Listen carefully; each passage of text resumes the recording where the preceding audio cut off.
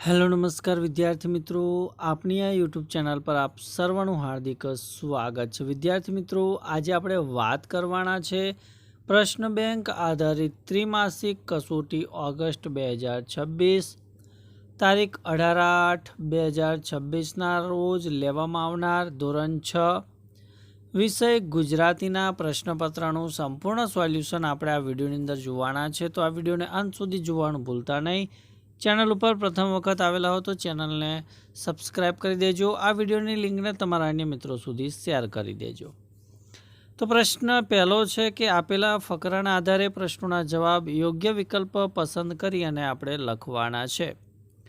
તો વિદ્યાર્થી મિત્રો, અહીંયા એક સરસ મજાનો તમને ફકરો આપેલો છે, ફકરાનો અભ્યાસ કરવાનો છે અને ત્યારબાદ એ ફકરા આધારિત પ્રશ્નોના આપણે ઉત્તર આપીશું। પહેલો પ્રશ્ન છે કે બાળકને ફકીર બાબાએ શું શિખામણ આપી? તો જવાબ આવે છે કે માને ગમશે કે નહીં તે વિચારવું। બીજું છે કે ફકીર બાબાની શિખામણ બાળકના ખાલી જગ્યામાં વસી ગઈ, તો જવાબ આવશે દિલમાં। ત્રીજો પ્રશ્ન કે બાળકને ખરાબ કામોથી કેવી રીતે બચવા મળ્યું? તો એનો જવાબ આવશે ઓપ્શન સી કે તે માને ગમશે કે નહીં તે વિચારતો હતો। ચોથું છે કે ફકીર બાબાએ બાળકને કઈ વાત પૂછવા કહ્યું? તો મારી માને આ ગમશે કે નહીં એ વાત પૂછવા કહ્યું। પ્રશ્ન નંબર 2 કે આપેલી વાર્તા વાંચી પ્રશ્નોના જવાબ યોગ્ય વિકલ્પ પસંદ કરીને લખવાના છે। અહીંયા બે મુસાફરો અને ઝાડ એ પ્રમાણે વાર્તા આપણને આપેલી છે। વાર્તા તમે જોઈ શકો છો। આ વાર્તા તમારે વાંચવાની છે અને એની નીચે આપેલા પ્રશ્નોના ઉત્તર આપવાના છે। તો પહેલો પ્રશ્ન છે કે મુસાફરો ઝાડ નીચે શા માટે બેઠા? તો જવાબ આવશે ગરમીથી બચવા માટે। બીજો પ્રશ્ન છે કે પ્રથમ મુસાફરે ઝાડ વિશે શું કહ્યું? તો જવાબ છે ઝાડનો છાંયડો સારો છે પણ ફળ નથી। ત્યારબાદ પ્રશ્ન 3 કે બીજા મુસાફરે ઝાડની કઈ વિશેષતા જણાવી? તો એને કહ્યું કે તે પોતે તપીને છાંયો આપે છે। ચોથો પ્રશ્ન કે અંતે પ્રથમ મુસાફરે શું કર્યું? તો ઝાડની માફી માગી।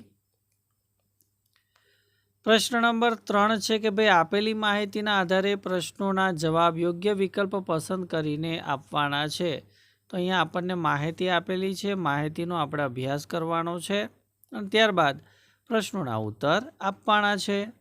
પહેલો પ્રશ્ન છે કે પ્રદર્શનની થીમ શું છે? તો જવાબ આવશે આપણું ભવિષ્ય આપણા હાથમાં। ત્યારબાદ પ્રશ્ન નંબર 2 કે પ્રદર્શનનો મુખ્ય હેતુ શું છે? તો જવાબ આવશે સી પર્યાવરણ અને કુદરતી ઉર્જા અંગે જાગૃતિ લાવવાનો। ત્યારબાદ પ્રશ્ન નંબર 3 પ્લાસ્ટિકની પાણીની બોટલ સાથે આવનાર મુલાકાતીને શું થશે? તો જવાબ આવશે અંદર પ્રવેશ મળશે નહીં।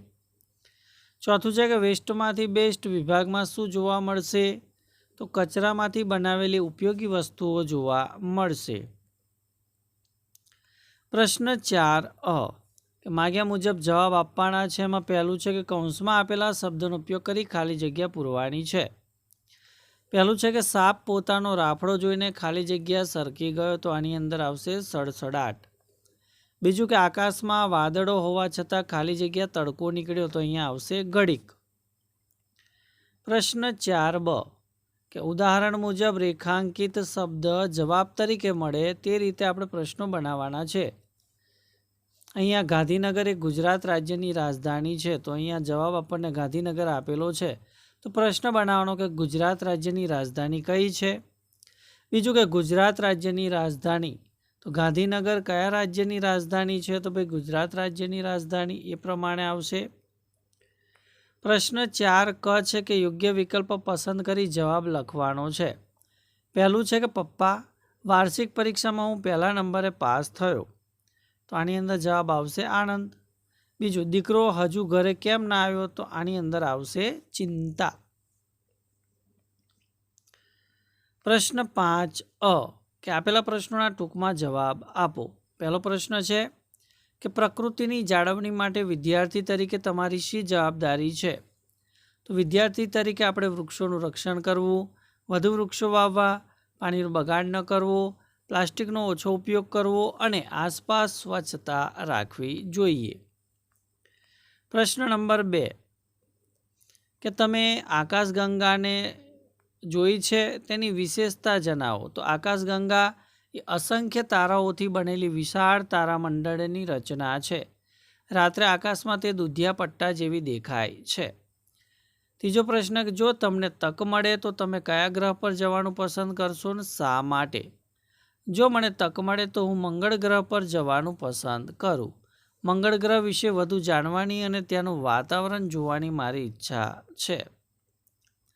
પ્રશ્ન 5બ કે માગ્યા મુજબ જવાબ આપવાના છે કે ઉદાહરણ મુજબ શબ્દ આપી વાક્યમાં પ્રયોગ કરો. જેમ કે દરિયામાં ગયેલી જમીનની લાંબી પટ્ટી, તો એને ભૂશીર કહેવાય. જેની 3 બાજુએ પાણી હોય તેવો ભાગ, એને દ્વીપકલ્પ કહેવાય. ત્યારબાદ અર્થ આપી વાક્યમાં પ્રયોગ કરવાનો છે. કે ગ્યાલમાં આવી જવું, એનો અર્થ થશે ખૂબ આનંદમાં આવી જવું. વાક્ય બનશે કે ઇનામ મળતા રવિ ગ્યાલમાં આવી ગયો. ચોથું છે કે નીચેના કોષ્ટકમાંથી યોગ્ય શબ્દ શોધીને આપણે લખવાનો છે. તો અહીંયા પુસ્તક, દયા, છ, સા, ક આવું બધું આપેલું છે. અને આપણને પ્રશ્ન પૂછેલો છે કે ભાઈ વાંચવા માટે વપરાતી વસ્તુઓનો આખો વર્ગ દર્શાવતો શબ્દ, તો એ આવશે પુસ્તક. બીજા પ્રત્યે આવતી કરુણા કે અનુકંપાનો ભાવ દર્શાવતો શબ્દ, તો એ આવશે દયા. પ્રશ્ન 6 કે નીચે આપેલા વિષય પર નિબંધ લખો. જો મને અવકાશમાં જવા મળે તો એનો ઉત્તર છે કે જો મને અવકાશમાં જવા મળે તો મને ખૂબ આનંદ થાય. હું અવકાશયાનમાં બેસીને પૃથ્વીથી દૂર જઈશ. અવકાશમાંથી પૃથ્વી કેવી દેખાય તે જોઈશ. હું ચંદ્ર અને અન્ય ગ્રહોને નજીકથી જોવાનો પ્રયત્ન કરીશ. અવકાશમાં રહેલા તારાઓ અને આકાશગંગા વિશે માહિતી મેળવીશ. હું મારા અનુભવની તસવીરો લઈશ અને પાછો આવીને મારા મિત્રો સાથે તે અનુભવ વહેંચીશ.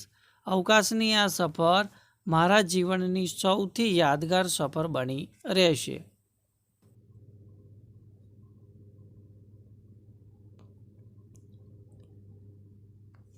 ત્યારબાદ જો શિયાળામાં ઠંડી ન પડે તો, જો શાળામાં પરીક્ષા ન આવતી હોય તો, જો તમે શિક્ષક હો તો, તમારી સાયકલ ઉડી શકતી હોય તો. વિદ્યાર્થી મિત્રો, આ જે પ્રશ્નો છે એના ઉત્તરો તમારે તમારા વિચાર અનુસાર આપવાના છે. ત્યારબાદ પ્રશ્ન 7 છે કે કોઈ એક વિષય પર રજા ચિઠ્ઠી લખવાની છે. પહેલું છે કે તમારા મોટા ભાઈ બહેનના લગ્ન હોવાથી 3 દિવસની રજા માટે વર્ગ શિક્ષકને રજા ચિઠ્ઠી લખો. તો અહીંયા પ્રતિ વર્ગ શિક્ષક સી ધોરણ 6 વિષયની અંદર તમારે લખવાનું છે કે ભાઈ 3 દિવસની રજા મંજૂર કરવા બાબત. ત્યારબાદ સવિનય જણાવવાનું કે મારા મોટા ભાઈના લગ્ન હોવાથી મારે પરિવાર સાથે 3 દિવસ માટે બહારગામ જવાનું છે. તેથી હું તારીખ, તો અહીંયા આ તારીખથી આ તારીખ, એટલે અહીંયા તારીખ દર્શાવવાની છે, સુધી શાળામાં હાજર રહી શકીશ નહીં. મહેરબાની કરીને મને 3 દિવસની રજા મંજૂર કરવા વિનંતી. ત્યારબાદ આભાર. આપણો આજ્ઞાંકિત વિદ્યાર્થી, અહીંયા વિદ્યાર્થીનું નામ લખવાનું છે. ત્યારબાદ ધોરણ 6નો વિદ્યાર્થી છે અને જે તારીખે તમે લખતા હોય રજા ચિઠ્ઠી એ તારીખ અહીંયા દર્શાવવાની છે. બીજું કે તાવ હોવાથી 1 દિવસની રજા માટે વર્ગ શિક્ષકને રજા ચિઠ્ઠી લખો. ત્રીજું, બહારગામ જવાનું હોવાથી અડધા દિવસની વહેલી રજા માટે ચિઠ્ઠી લખો. તો વિદ્યાર્થી મિત્રો, આ હતું ધોરણ 6 ત્રિમાસિક કસોટી ગુજરાતી વિષયનું સંપૂર્ણ સોલ્યુશન.